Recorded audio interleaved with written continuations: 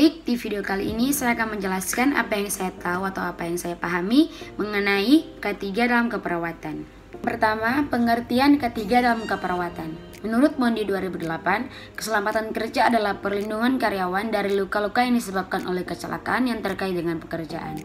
Risiko keselamatan merupakan aspek-aspek dari lingkungan kerja yang dapat menyebabkan kebakaran, ketakutan aliran listrik, terpotong, luka memar, keseleo, patah tulang, kerugian alat tubuh, penglihatan dan pendengaran.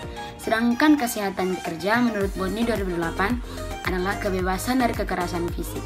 Risiko kesehatan merupakan faktor-faktor dalam lingkungan kerja yang bekerja melebihi periode waktu yang ditentukan. Lingkungan yang dapat membuat stres emosi atau gangguan fisik. Yang kedua, tujuan ketiga. Program keselamatan dan kesehatan kerja bertujuan untuk memberikan iklim yang kondusif bagi para pekerja untuk berpresentasi. Setiap kejadian baik kecelakaan dan penyakit kerja yang ringan maupun fatal harus dipertanggungjawabkan oleh pihak-pihak yang bersangkutan. Rika Ampuh Hadi Kaguna 2009. Sedangkan menurut Rizky Argama 2006, tujuan dari dibuatnya program keselamatan dan kesehatan kerja adalah untuk mengurangi biaya perusahaan apabila timbul kecelakaan kerja dan penyakit akibat hubungan kerja. Tujuan umum dari K3 adalah menciptakan tenaga kerja yang sehat dan produktif. Tujuan keselamatan dan kesehatan kerja adalah sebagai berikut. 1. Agar setiap pegawai mendapat jaminan keselamatan dan kesehatan kerja baik secara fisik, sosial, dan psikologis. Kedua, agar setiap perlengkapan dan peralatan kerja digunakan sebaik-baiknya dan seefektif mungkin. Ketiga, agar semua hasil produktif dipelihara keamanannya. Keempat, agar adanya jaminan atas pemeliharaan dan peningkatan kesehatan gizi pegawai. Kelima, agar meningkatkan kegairahan, kerahasiaan kerja, dan partisipasi kerja. Keenam, agar terhindar dari gangguan kesehatan yang disebabkan oleh lingkungan atau kondisi kerja.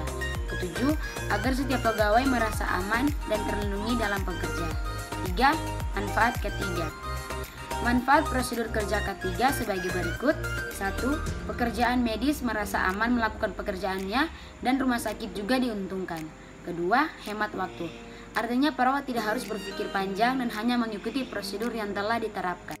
Manfaat ketiga ini tidak hanya berdampak pada rumah sakit saja, tapi perawat rumah sakit dan pasien peserta pengunjung. 1.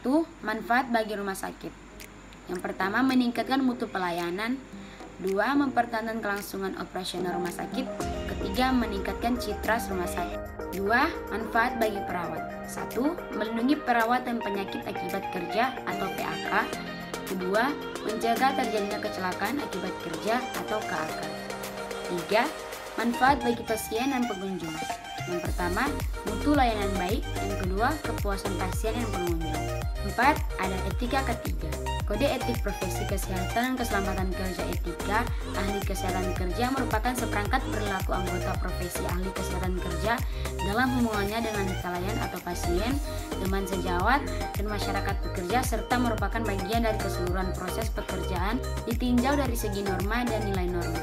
Masalah-masalah kecelakaan, penyakit akibat kerja, keluhan-keluhan tenaga kerja, kehilangan waktu bekerja, banyaknya angka absen yang menurun angkanya produktivitas tenaga kerja, dan sebagainya, memerlukan perhatian penuh pihak profesi ahli kesehatan kerja, hukum agama, dan masyarakat luas. Yang kelima, ruang lingkup. Ruang lingkup Hypercare dapat dijelaskan sebagai berikut. Rahman 990, yaitu 1. Kesehatan dan keselamatan kerja diterapkan di semua tempat kerja yang di dalamnya melibatkan aspek manusia sebagai tenaga kerja, bahaya akibat kerja, dan usaha yang dikerjakan. 2. Aspek perlindungan Hypercare meliputi 1. Tenaga kerja dari semua jenis dan jenjang keahlian. 2. Peralatan dan bahan yang dipergunakan. 3. Faktor-faktor lingkungan fisik, biologi, kimiawi, maupun sosial. 4. Proses produksi. 5. Karakteristik dan sifat pekerjaan. 6. Teknologi dan metodologi kerja.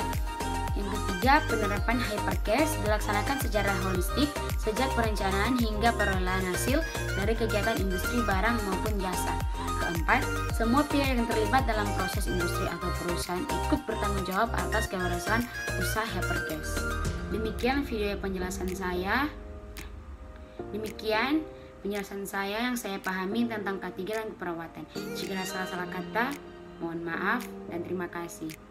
Saya informasikan kepada teman-teman yang ingin melanjutkan ke perguruan tinggi, ayo daftarkan diri Anda di Universitas Bangunan Indonesia Manado. Karena di UNPI Manado memiliki beberapa fakultas, salah satunya Fakultas Keperawatan yang sedang saya jalani sekarang.